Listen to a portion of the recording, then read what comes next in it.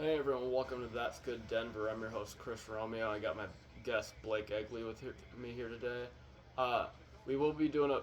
I will get the Nuggets and Avalanche end of the season recaps out to you soon of the T Wolves series and the Nuggets losing to the T Wolves and the Avalanche losing to the Stars, which is kind of heartbreaking. But break those down. First, we're going to do the Indiana Pacers because he's a Pacers fan. The Pacers had a really good year this year.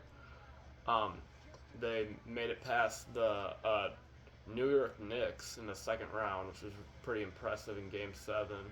And then they got swept the Celtics, who the Celtics are looking like the best team right now. But, yeah, let's get into the recap. So the first question is, the Pacers exceeded expectations this season by making it to the Eastern Conference Finals. From a scale of 1 to 10, how good of a season did the Pacers have? I'd say the Pacers definitely exceeded any expectations I had. I went into the year thinking, like, if they just made the playoffs, you know, and made it a good series in the first round, didn't even have to win, just made it a good series the first round, make the playoffs, it'd be a really good uh, springboard going into next year, which next year was kind of what I was thinking. 2025 would be the first year we could really contend, possibly. Um, but But yeah, on a scale of 1 to 10, I'd give them a 10. Like in the conference finals, they exceed all expectations I had, and I'm looking forward to what happens next year. Right. I'll give the Pacers not quite a 10, but I'd give the Pacers a solid 9.5. I think they definitely exceeded expectations. Tyrese Halliburton having a great year. Look at Tyrese Halliburton, by the way, is probably a top 10 shooter in the league right now. He had an extremely good year. And I think adding Pascal Siakam to the Pacers has helped them a lot. It's helped them on defense, which the Pacers are a great offensive team. They struggle on the defensive side of the ball, and I think adding Pascal Siakam helped a lot. I wasn't expecting them to even beat the Bucks in the first round. They beat them in six. Giannis being hurt helped that a lot. And I wasn't even expecting them to beat the Knicks, but they were able to win every home game and win that Game 7. That can happen every game. Anything can happen in Game 7. So the Pacers exceed expectations. I think the Pacers had about as good of a year as you could expect from them. After what the Pacers accomplished this season, do they have a not so bright, or very bright future? I think their future is very bright. We're loaded with young talent. You could make the argument we're the deepest team in the league. We played nine, even 10 guys off the bench the entire playoffs, and that's without even Benedict Mathurin, who at times would be considered our third or fourth best player. This team is super bright future. It'll be really interesting to see what happens with Siakam in the off season. I'd love to have him back. Definitely need to prioritize bringing him back, which sounds like they will. But yeah, I'm very excited about 2025. But I know the rest of this league is getting better too. There's a lot of young talent across the entire league, so it's going to be really difficult to win a championship in the coming years. But they got enough talent they can contend for the foreseeable future. So I'm looking forward to it. I agree with you. I think the Pacers do have a very bright future, and that's not even a question. The Pacers, Tyrese Halliburton, 24 years old, very young. Pascal Siakam might be getting up there, but I think he is a great addition for the Pacers. Plays good defense, and then they got other guys like Miles Turner, Neesmith, and a lot of other decent players. And it just kind of adds up, and it helps them play really well. So, yeah, I expect the Pacers after this year to make it to the playoffs next year. Will they contend for a championship? You never know. They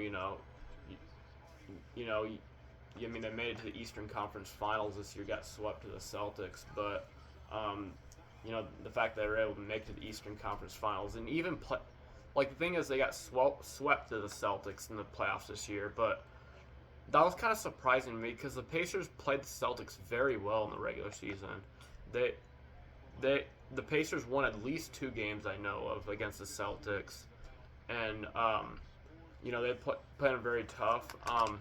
And honestly, now that I think about it, like Tyrese Halliburton being out those games for the Pacers, the reason why they got swept. But like, if Tyrese Halliburton does play in those games against the Celtics, they probably make that a 2-2 series and possibly even beat the Celtics later on the series. So yeah, I think the Pacers got a really bright future, and they might be contending next year. And to give another point with that, it's not like they didn't.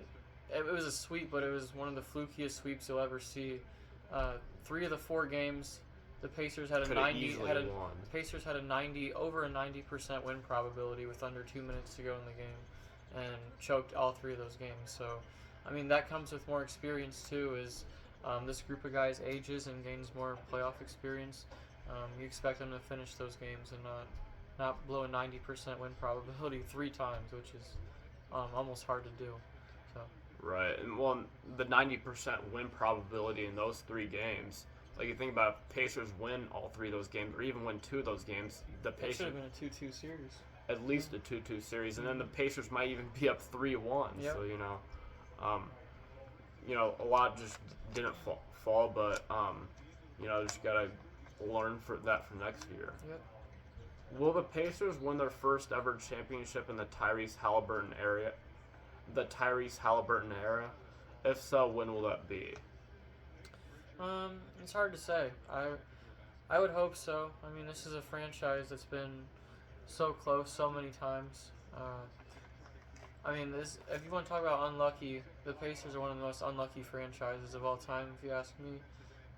Our best teams ran into Jordan's Bulls, Shaq and Kobe's Lakers, and LeBron's Heat teams. All 3 of those years, the Pacers were the other best team in the league. We could easily have multiple chips right now. We're due for one at some point. Hopefully it's Tyrese era. I mean, the only thing that concerns me is the rest of the young talent in the league. The Ant Edwards, Wemby's coming. There's a lot of scary young talent out there. But I mean, between Tyrese, Nemhard, Neesmith, I mean, we got a good group of young guys, and then we might need to make a trade or 2 here to really put us over the top. But if I was to pick a year, I would say probably not next year to win the championship, but 2026, if things go right. Sounds like we have more experience by that point. Hopefully, two deep playoff runs the seasons before then, and 2026 maybe we can get over the hump and at least get to the finals. Right.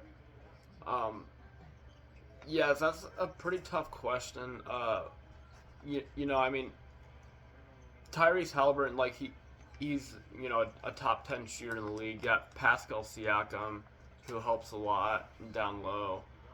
I feel like the Pacers would have to make a few more trades, maybe to one or 2 more trades, because they're just in the Eastern Conference Finals, and they had a very solid season. Like the Pacers got a great offense, but their defense is just what would concern me in the playoffs. And their defense got better in the playoffs at times, adding Pascal Siakam.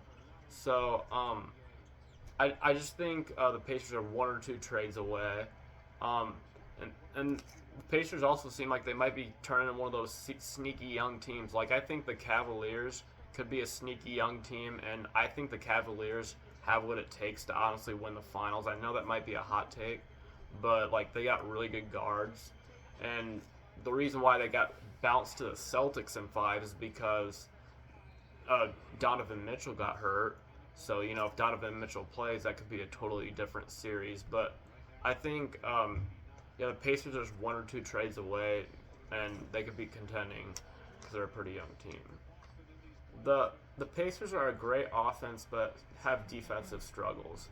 Does Indiana need to make any trades to become better defensively? Yeah. What exactly those moves are right now, I don't know for sure. I think Nemhard really grew up in the playoffs and became a better defender. Just getting more experience against some of the other guards.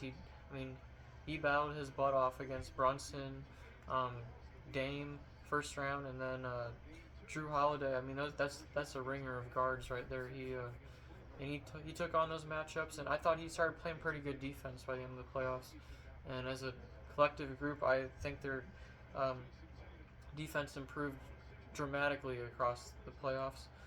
Um, a guy I would like to see him trade for, possibly throw it out there. It'd be pretty awesome if we could somehow bring PG back to Indy. That's been floated out around there a little bit. I don't know exactly what that would take. It might take giving up some of our young guys, but if we could somehow bring back Siakam and bring in PG back to Indy, that's a scary team right there. If we can somehow make that happen, and PG would be an awesome add defensively as well. You're talking about a starting group that could include Neesmith, PG, and Siakam, and those are three really, really good defenders right there. So something like that would be awesome to see, but that's up to Kevin Pritchard. I trust whatever he thinks is best. Right. Yes, probably the Pacers do got to make a few trades, and like they've already made a couple of good trades, like trading for Pascal Siakam. Like I've said a lot, has helped them defensively, and maybe trade. I don't think you want to trade anyone like Tyrese Halliburton. I think trading for Paul George would be great, but like the question is, would you have to trade Tyrese Halliburton to get Paul George? Possibly, just because they're both high volume shooters. But maybe you try trading like Pascal Siakam or maybe even Miles Turner and just trade Miles Turner or a few other players to try to get and like some draft capital to get someone like Paul George. But yes, it would be really cool to see Paul George and Tyrese Halliburton team up in Indiana. A lot of it just depends on money and contracts and all that. Where would you rank Tyrese Halliburton on the list of top shooters in the league? Top 5, top 10? I'd say probably top 10. When he's hot, I mean, he's as good as anyone, but his consistency, he's got to continue to improve on. He's not better than Steph, obviously. Just off the top of my head. There's a few other guys. Jalen Brunson, Luka Doncic. Yeah, there's some other really good shooters. I'd say probably top 10 right now. Right. I'll say Tyrese Halliburton is definitely in the top 10. If you want to go by like the best shooters in the league right now, Steph Curry's probably number 1. Then you got not in any order. You got Luka Doncic, Jalen Brunson. Who else? Damian Lillard. Jamal Murray's probably just inside the top 10, if that. And you got like Kawhi Leonard. So I mean, yes, Tyrese Halliburton, he could maybe try to work his way to the top 5, but right now I think he's a safe top 10 for what I saw this year. And he's the best shooter on the Pacers, and he's got a lot of potential. How were the Pacers able to shock many people by beating the Bucks and Knicks in the playoffs? Well, it obviously took, I'd say, a little bit of luck, but sometimes it takes a little bit of luck to go on deep playoff runs. But obviously, the Bucks not having Giannis the entire series and Dame for the majority of it is a big benefit to the Pacers' success. And Knicks' entire team is depleted. I'm not going to act like that didn't happen. So injuries definitely played a huge factor. But, I mean, this is just a young team that plays really good basketball together. I mean, you watch their games, they're fun to watch. They move the ball. They're very unselfish, and they score a lot of points. I mean, they're the highest scoring team in the league this year. But they just got to get better defensively. But, yeah, they're a fun offensive team. They basically shot themselves into the Eastern Conference Finals, is what I'd say. Their offense was spectacular, and I hope it's like that again next year. Right. I think it was just mostly the Pacers' year. Yeah, not having Giannis and Damian Lillard helped a lot, but the Pacers were extremely good at home throughout the regular season and definitely the playoffs. They won every home game against the Bucks and Knicks. They took advantage of the Giannis injury and were able to get stuff inside. And then in the Knicks series, the Knicks series was pretty back and forth. Every home team winning up until Game 7, and Pacers just did their job at home. They hit the big buckets down the stretch, which helped them a lot. Tyrese Halliburton helped that. And they made it a competitive enough series where it went to Game 7. Everyone was expecting the Knicks to win Game 7, but the thing is, Game 7 is just one game, so like anything could happen in a Game 7. And what happened in Game 7 was Jalen Brunson had a bad game. Tyrese Halliburton went off, and Pascal Siakam played really well in the whole Knicks series, so they were able to take advantage of that, and were able to punch their ticket to the Eastern Conference Finals. And that might have been a little bit of luck with the Bucks being injured, but they were able to play hard enough, and their offense was just good enough to get themselves to the Eastern Conference Finals. Will the competition in the East get easier or harder in the coming years? I'd say it's definitely gonna get tougher.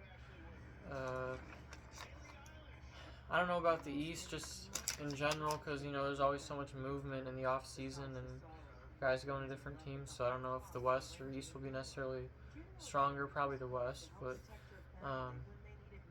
the Knicks are going to be loaded again next year. All those guys coming back, and if they stay healthy, they're going to be as tough as anyone to beat. Boston's going to be about the same group again, and Milwaukee will be healthy too. So there's 3 very, very good teams, and you can also expect Philly to add another piece this offseason as well and be right back in there. There's four very strong teams, and then there's the Pacers, and I expect some of these other young teams too. The Hawks, they have the first overall pick in the draft, and they still got Trae Young. They could do something to make some noise next year. I think who else is in there? There's some other young teams in the East. The Magic, Cavaliers. The Magic and Cavs. Yeah, you're really high in the Cavs. I know you are. Mm-hmm. Yeah, they could add another piece too and be really good as well. And the Magic are very scary. They have maybe the youngest core in the league, along with OKC. Cole Anthony and Paolo Banchero, they're elite, and they're very young potential. Yep. So there's the NBA is loaded right now. There's very few bad teams in the league. So yeah, it's going to be a bloodbath next year again. Probably another battle attrition. Which team can stay the healthiest in the playoffs is probably the team that's going to go on the deepest run. Right. The competition, I think it's going to get slightly harder in the East. You got the Celtics, who have one of the deeper teams in the league. They're in the finals this year. They're possibly going for their 18th ring. Then you got the Bucks, if they can stay healthy. And the thing of the Bucks is they won the finals 3 years ago, but they haven't made it past the first round since. So they've been kind of disappointing the past couple years. So if they can figure things out with Dame and Giannis. You have the Cavs, like you said, I'm really high on the Cavs. I think they got a great young team. Darius Garland, Evan Mobley, I think those are really good guards that can match up well against a lot of teams. You got the Magic, who are very young, and they got potential Powell and Cole Anthony. The 76ers, if they can, if Joel Embiid can stay healthy the whole season and get a better seed, Joel Embiid is an MVP candidate, and if the Sixers can figure things out. Then you got the Knicks, who even though the Knicks kind of disappointed people in Game 7 this year, the Knicks, if Jalen Brunson keeps playing the way he has been and he can get some more help, the Knicks could be contending for a championship for all we know next year. So I think the competition is going to get slightly harder. That's if everyone stays healthy. That's if the Bucks stay healthy, whatnot. But yes, is the East going to be as good as the West? No, the West is unbelievably good, but the East, I think, is going to be pretty good next year, and not many bad teams. Do you think the Pacers make the playoffs next season? I hope so. If we went from being the 6th seed to not making the playoffs at all, that would be a huge disappointment and probably mean someone got hurt. The only way I don't see the Pacers making the playoffs next year is if someone like a Halliburton or a Siakam or Turner, someone huge gets injured. Uh, but yeah, I'd be shocked if they didn't make the playoffs next year, and it'd be a huge disappointment. Right.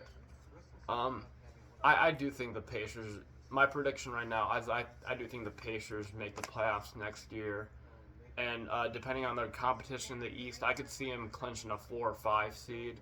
Um, I think teams like the Bucks, Knicks, and Celtics might be ahead of them, but that doesn't mean the Pacers can't be a 4 seed and make a run in the playoffs. The only way I see the Pacers missing is, like you said, if someone gets hurt or if they run into that play-in tournament. You know, in the play-in tournament, it's 1 or 2 losses and you're out. So, the Pacers, since the Pacers were the 6th seed this year, they got to do their best to stay out of that play-in tournament, which they did this year.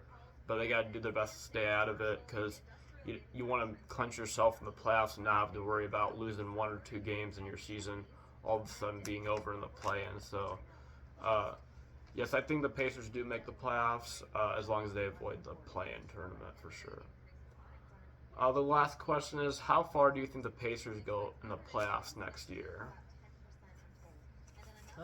It's really hard to say right now. It will depend a lot on what happens in the off season and if they can stay healthy next year and in the playoffs. And my expectations for next year would be to get back to the Eastern Conference Finals. I'd say anything short of that's probably a failure. But obviously the East is going to be just as deep, if not deeper, again next year. So it's going to be tough. But hopefully the Eastern Conference Finals, and hopefully they can get a higher seed and get home court in the playoffs. I think that'd help a lot too because we're so good at home. Mm-hmm. Yeah, hopefully we can get to the Eastern Conference Finals, even the finals. That's my expectations going into next year. So I think a lot of it just depends with the Pacers with the matchups, who they match up with in the playoffs. If they play the Bucks again in the first round, you'd have to expect Giannis and Damian Lillard to both be healthy. But that's not to say they can't beat the Bucks with those two. And the Pacers, they could, depending on who they play, they could lose in the first round, or they very well could go to the finals. In my opinion, it just depends on who stays healthy. It depends on who they play, who gets eliminated. So a lot of it's about matchups in the NBA nowadays, and if the Pacers can match up well against enough teams, they can go to the finals possibly. If the Pacers don't match up as well against certain teams, and it could always be an early exit, but there's a lot that plays into that. That's it for that's it for the questions. That's it for our Indiana Pacers season breakdown. Anything else you got to say? No. That's about it. Hopefully the Pacers. Me and him were joking last year when the Nuggets won the championship that only one more of our sports teams needs to win the championship. His only sports team that needs to win the championship is the Pacers, and mine is the Rockies. So we'll see. Even though the Rockies really suck, but that's it, everybody. I'm Chris Romeo. This is Blake Egley. I'm Chris Romeo, and that's good Denver.